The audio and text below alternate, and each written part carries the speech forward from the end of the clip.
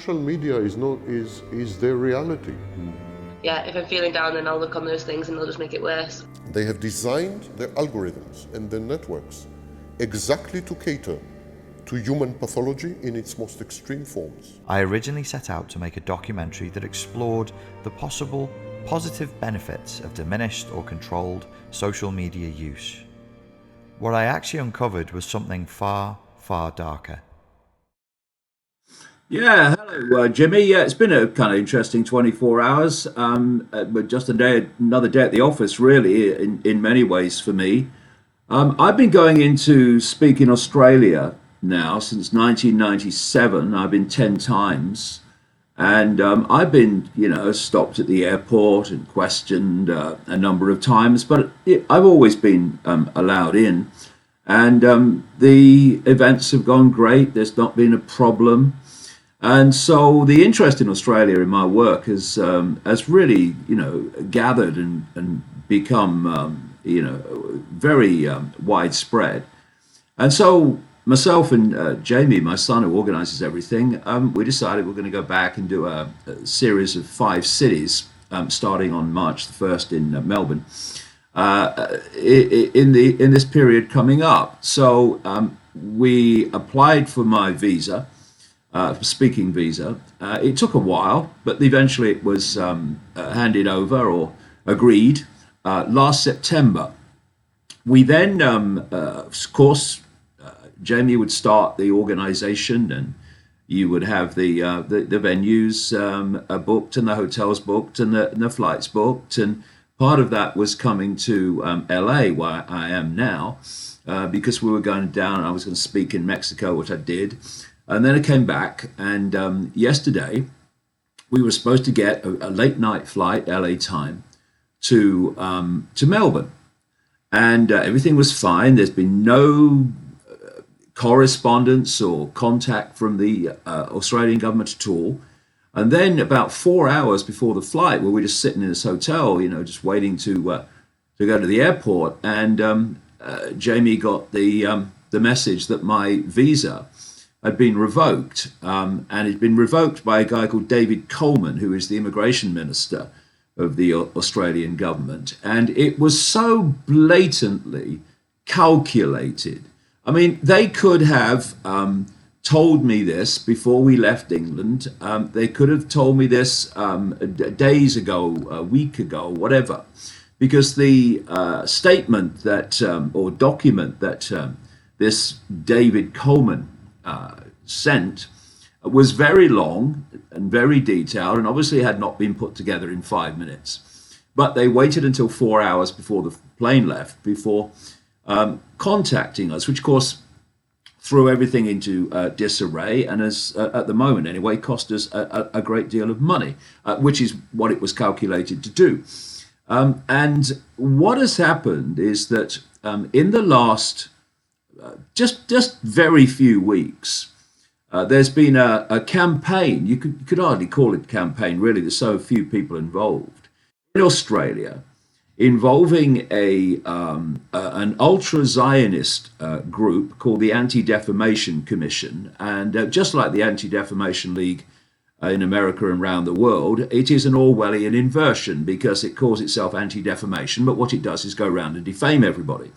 And so the head of that, a guy called Divir Abramovich, described in the newspapers in the last 24 hours the fact that my freedom of speech had been denied, and the freedom of speech of the thousands of people in Australia who'd already bought tickets to see the events, and the freedom of assembly and the freedom of their choice to decide what they want to hear and not hear. He described that, Abramovich, as a glorious day for Australia. He was also supported by a lady called Kate Ashmore, who is a Jewish lawyer in Victoria, who's going to stand as a Liberal Party candidate in an election this year. And also because, of course, it's a one-party state like everywhere else, and there are the two major parties in Australia, the Liberal Party that's in government and the Labour Party that is the so-called opposition. They were both agreed that I should not come in. There was a Labour Party man called Josh Burns, who's a candidate in the election this year, and he actually went public, Jimmy. And wait for this. I mean, I'm not shocked by much these days. I've seen it all. But he actually went public and said that David Icke must not be allowed into Australia because he is campaigning for Holocaust denial to be taught in the schools.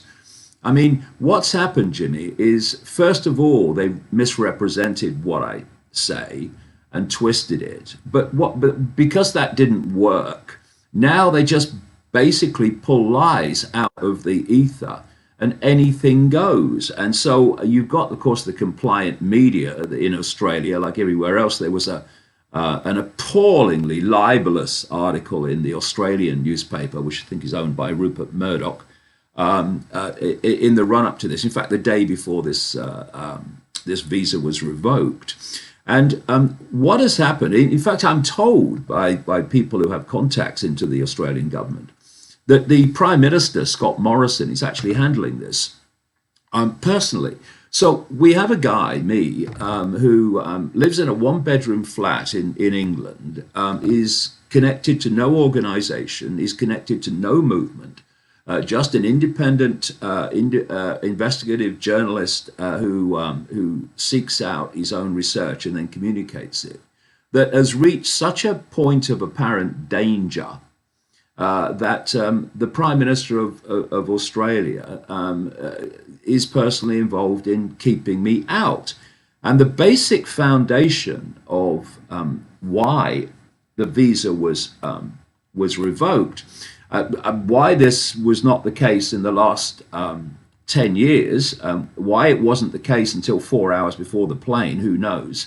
But apparently, quote, I am a risk to the health, safety or good order of the Australian community or a segment of the Australian community. And we kind of know what that means. And so the other thing which makes it even more sinister in many ways is that on this list of reasons, and there weren't many, why this visa was revoked was my views on vaccination, Jimmy, and my views on global warming. And the fact that those views were not in line with those of the Australian government and its one-party state political class, that they were actually reasons given for why I shouldn't be allowed to go into Australia and speak. And another bizarre one, I mean, I'm still pinching myself here. Another one was because of my opposition to Iran. Where the hell did that come from? No, but I don't. When I talk about Iran in the talks, I'm talking about the fact that they were on the list of the Project for the New American Century as for regime change.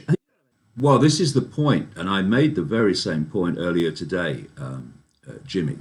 They could have let me go in there and speak and then leave, and thousands of people would have heard the information, and that would have been it. As it is, it's all over the papers, it's all over the news. I've been on mainstream Australian television today talking about it from LA, if you can call it television. So yes, exactly, that's happened. But you see, these people who want to silence me, they want to silence me so desperately because of the impact I'm starting to have, that when you're that desperate, you stop thinking straight. And these organizations, very few organizations that have been pressuring this David Coleman guy and the Prime Minister, have decided that under no circumstances must be allowed to speak. And thus they have created this furore, which they wouldn't have created otherwise. But that's where the desperation comes in. And let's just put this into perspective. The Jewish population of Australia is 0.4%. 0.4% of the population. This organization, the Anti-Defamation Commission, will possibly represent the views of a handful. I was interviewed yesterday, funnily enough, just before the visa was revoked by an Australian Jewish journalist who was shaking her head and laughing at the idea that I could be dubbed anti-Semitic because she'd read my books and she realized that it's nonsense. So This Anti-Defamation Commission is representing a tiny fraction of 0.4% of the Australian population, and yet somehow, and this of course locks into what I've been talking about for 30 years, somehow has the power to get a government that should be representing the entirety of the Australian population to stop me speaking. And, as the points I've been making in the Australian media today, is that this is not really about me. I'm a symbol of something. I am a symptom of something. And that is of where Australian society now is, where that country now is. A situation where in an alleged democracy, an alleged country based on freedom, which what a joke that is from the perspective we're talking about now. If your views are at odds with those of the government, then you're not allowed to speak in public and share those views. Now, of course, as we've been talking, you and me, over the years, at no point, wherever we are in this cycle of censorship and Orwellian imposition, are we at the end of the game? We're where we are. It's not where it's meant to end. And so where it is now, and it's a new Rubicon being crossed now with what's happened to me, is only where we are. And what's being done to me now in silencing me in Australia because my views are not the same as the government, well, it's going to be the Australian population tomorrow. In fact, it's already starting to happen, where people who actually live there won't be able to say anything that is at odds with the government narrative. And, I said in a video today, which I put on YouTube about all this, what they keep doing, these people, because obviously they're not that bright, is that they keep proving me right while saying I'm wrong. It's unbelievable. I'm talking about the fact that this Orwellian society is unfolding, where the goal is that no one will ever eventually see or hear anything that the authorities don't want you to see and hear. That's what the censorship's about. That's why free speech is being targeted, because while you have free speech, then they can't have that situation of controlling everything people see and hear, because free speech can override it. That's why free speech is in the gun sites. They want rid of it so that they can control all information. So what they've confirmed, these people with very limited brain cell activity here from where I'm sitting, is confirming I'm right. What this ultra-Zionist group has done is confirm how few people can control the actions of a government. And I said in this video today, if I had have said, Jimmy, before this, say 48 hours ago, that there was a tiny number of people in Australia, literally a handful, that could dictate to the government who came into the country and who didn't, and what views they could have and what views they couldn't. That same group that's just done this to me would have said that's an anti-Semitic trope. That's just an anti-Semitic conspiracy theory. But what they've done is shown that it's true. Whatever happens, this has always been my philosophy. Whatever happens, some good comes out of it. There's always light in the darkness. And so what this has done, and it's something I've been emphasizing in the media today, is it's highlighted and reminded Australians how far down this road of government Orwellian censorship and control that we have gone.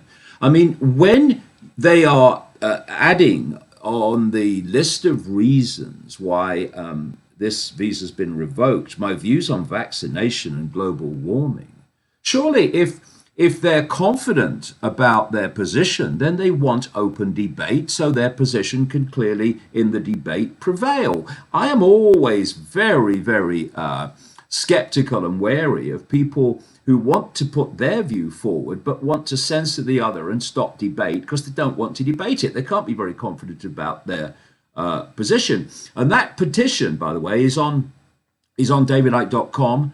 There's been a lot of movement on it today from when it was actually posted. And we now have an opportunity to use this situation to actually galvanize people in Australia to say, hold on, this is how far down the road we've gone. Enough. We're rolling this back. Who are these people to tell Australians what they can and cannot hear, what they can and cannot believe, what they can and cannot have access to? It's outrageous. You talk about China. Oh, China, yes, an authoritarian state. They don't let anyone hear anything the government doesn't want them to hear. Well, okay. But if we're going to apply that criteria to freedom or not freedom, then Australia's not a free country, quite clearly. And who really controls Australia? If a very few people with no ballot box in sight can create a situation where they dictate the behavior of an entire government in the way that they have. And the other thing, Jimmy, is in this long diatribe from this David Coleman bloke, the one with a wobbly spine, he lists the fact that I have been into Australia 10 times since 1997. They obviously keep all the bloody records. And he says, admits it, there's never been a problem. I've never broken an Australian law. Nothing's ever gone wrong. He admits that. Obviously, that was the case in September when I got the visa. That's obviously been the case in the months and months and months since, leading up to 4 hours before the flight, and then suddenly it changes. Why? Something's changed with me? No, something's changed with what's being said in his ear. That's why. This is political. It's outrageous. It's blatant. And, we mustn't just accept it. Otherwise, where do we end? No, I tell you the irony. I've come into Australia, and up to the last kind of 18 months, all my talks have been all day, 10 hours, all day on a Saturday or Sunday. And I've been to Australia, and in that long time period that you have in a whole day, I have talked about global warming. I have talked about vaccinations, and I've come and gone. Now I come in, and it's a 4-hour, very condensed, massive work of machine gun dot connecting, and I'm not mentioning those subjects, and yet I'm not being allowed in because of those subjects. It's crazy. So, ironically, I was talking down in Mexico a few days ago at a conference, and a lady came up to me, and she started talking to me about the fact that she was really one of the great experts in vaccinations. And she said, "Oh, you're going to Australia?" I said, "Yeah." She said, "Well, they banned me from there because of what I'm saying about vaccinations." So obviously, Big Pharma has a massive hold on the Australian government, because this is basic human freedom. Big Pharma, which makes all its billions and billions from vaccinations, which absolutely deluges still developing immune systems of babies and young children with this toxic crap, they have the right to say, with their, in tow medical profession, this is why people should be vaccinated. But in a free society, others who've researched this and come to different conclusions, including many doctors, by the way, can then come forward and say, actually, well, here's another way of looking at it. Here's some more information about the consequences of vaccinations, and maybe they're not as effective as you're being told. Now, that's what a free society does. And then people listen to both sides, parents listen to both sides, and they then conclude where they think they are going to take their action, what they're going to do or not do. That's a free society. But of course, if you want to control the perceptions of people and parents, then you want them to only hear that information what will get them to do what you want to do. And in Australia, this obsession with imposing vaccinations, they're only now one step from mandatory vaccinations. They in Australia, they introduced a law whereby if you were on government benefits, well, those government benefits are cut or lost if you don't vaccinate your children according to the government schedule of vaccinations. So we're now in a point in Australia which is claimed to be ludicrously, clearly on the evidence now, a free society, a free country, in which you cannot go in and speak to people who want to hear if your views are at odds with the government, and you can't have control of your own child's body and what goes in and out and doesn't go in, because the government will penalize you financially, often to a point of what you desperately need that money, if you don't vaccinate your children. This is an appalling abuse of power, an appalling abuse of government. And Australia needs to stand up. Never mind about what I'm saying. That's not the point. It's the right to say it, because my right to my freedom of speech in Australia is everyone else's right. Because if I don't have it, what's left is only the right, the so-called freedom, to speak within the parameters of what the government says is acceptable. And of course, as we've seen, those parameters are getting squeezed and squeezed and squeezed all the time. And in the end, the idea is that you will hear and see nothing that the government doesn't approve.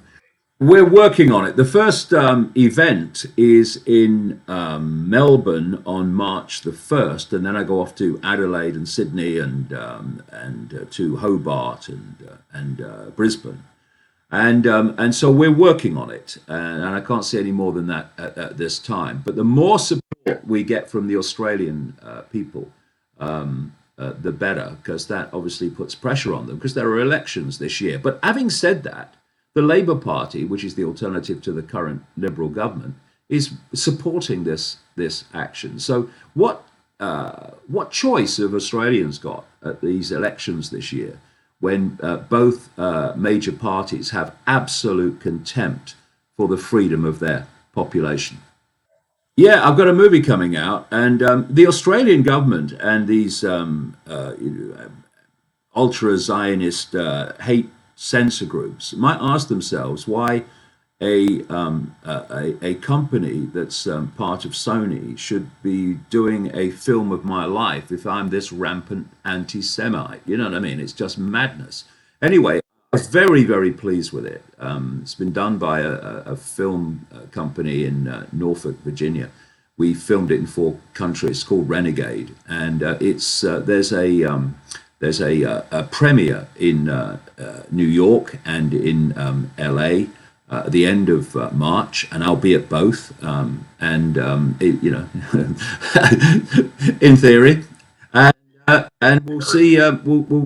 People will be able to see, because the idea of the movie, it's about my life, but actually it's my life is the theme, but it's chock-a-block with information which people who watch the movie, just out of interest and curiosity, will have access to for the first time. And then we're going to go home and do premieres in London and in Manchester. So it's a very interesting time, mate, to say the least.